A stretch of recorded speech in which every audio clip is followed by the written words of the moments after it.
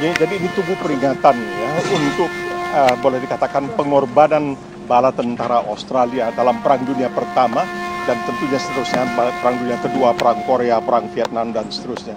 Nah, Australia ini sebenarnya tidak pernah ikut peperangan untuk dirinya sendiri.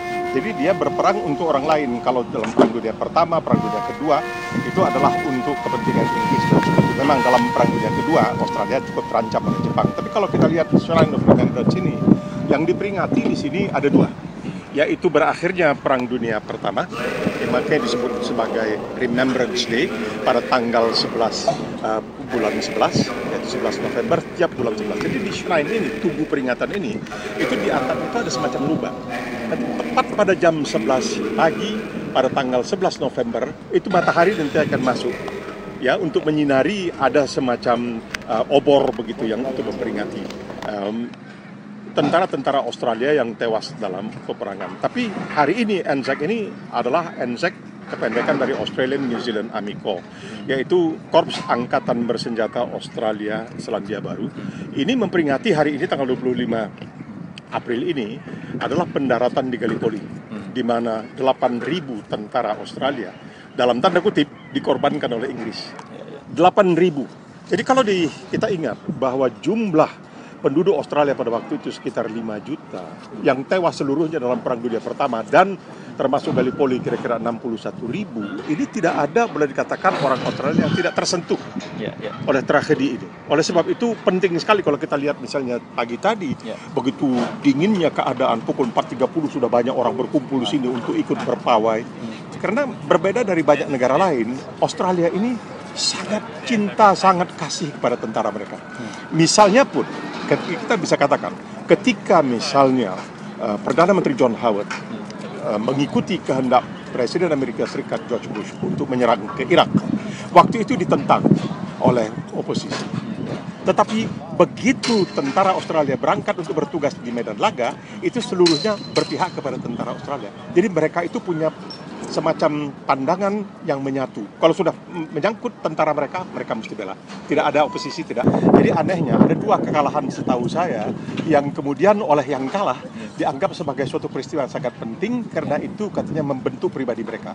Pertama, kekalahan kaum Serbia melawan Emporium Ottomania, Turki, Muslim ya, di abad ke-17. Itu mereka kalah telak. Tapi di situ mereka mengatakan karena kekalahan itu mereka kemudian bisa membina suatu jati diri khusus. Seperti juga kekalahan Australia di Gallipoli di Turki, ya 8.000 tentara yang tewas. Tapi itu dianggap sebagai suatu momen dalam sejarah mereka ketika jati diri mereka terbentuk.